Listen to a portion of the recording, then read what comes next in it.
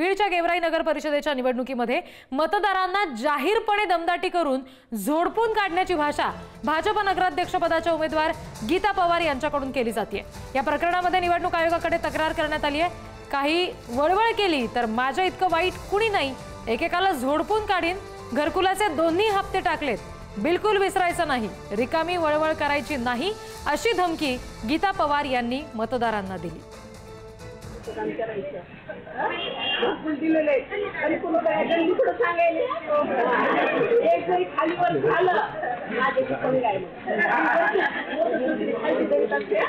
बिलकुल हल्ला कर्तव्य करून मग बोलायला लक्षात ठेवा।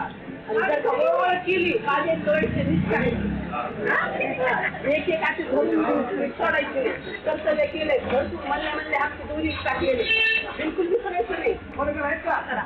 रिकामी वळवळ नाही करायची।